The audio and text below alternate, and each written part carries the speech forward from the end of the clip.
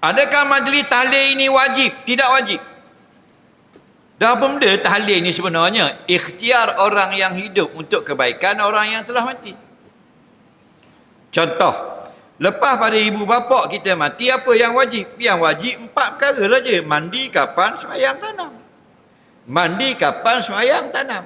Lepas tanam apa yang wajib? Tak ada dah. Lepas tanam, tak ada yang wajib. Dah apa? Sunat. Apa sunat? Berdoa. Berdoa untuk si mati tu sunat. Berdoa berapa minit? Tak ada minit. Berdoa lepas tanam pun sunat. Berdoa di rumah pun sunat. Berdoa esok lepas kerja pun sunat. Berdoa setiap hari untuk dia yang telah mati pun sunat.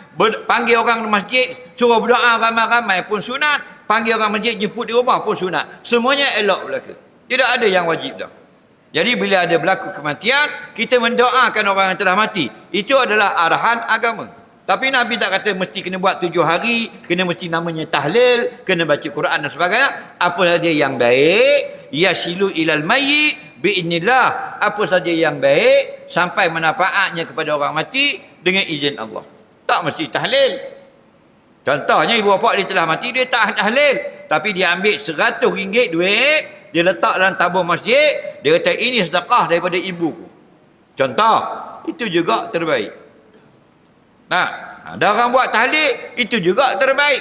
Kita tak wajib buat, dah dia buat, dia punya suka. Bukan kewajipan. Nampak? Yang wajib mandi kapan sembahyang, tanam. Kemudian kalau ada harta, wajib dibayar, hutang-hutang dia. Itu baru wajib. Nah, tak ada balas tahlil. Siapa buat boleh, siapa tak buat tak berdosa pun. Faham? Itu keharusan kita. Kita nak beri sesuatu kepada ibu bapa kita yang telah meninggal. Wakaf boleh tak? Boleh. Sedekah? Boleh juga. Jadi kalau orang yang wakaf tidak sedekah, tak ada masalah. Orang yang sedekah tidak wakaf, tak ada masalah. Semua bermanfaat. Nampak? Tahlil pula, kalau nak kata 100 kali la ilaha illallah, silakan. Tidak ada ulama yang mewajib 100 kali.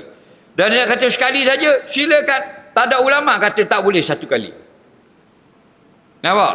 Contohnya dia kata malam ini saya tak tahlil 100 kali. Kita nak buat lain daripada yang lain. Sekali saja. 1, 2, 3. La ilaha illallah. Okey, makan. Beres lalu. Betul tak? Tak ada masalah. Atau bila berlaku kematian ibu bapa kita, kita panggil orang masjid, ramai-ramai main di rumah, kita tak tahlil pun. Kita hanya beri makan. Nah, tak ada baca apa, beri makan. Dalam hati aku, jadikanlah pahala sedekahku malam ini untuk ibu bapa aku. Harus. Boleh juga. Faham? Kerana orang laki-laki datang jumpa Nabi, ya Rasulullah, ayyul amali fi islami khair? Apakah amalan Islam itu elok? Hak mana elok? Nabi kata tut'imu ta'am, bagi orang makan. Soalan seterusnya.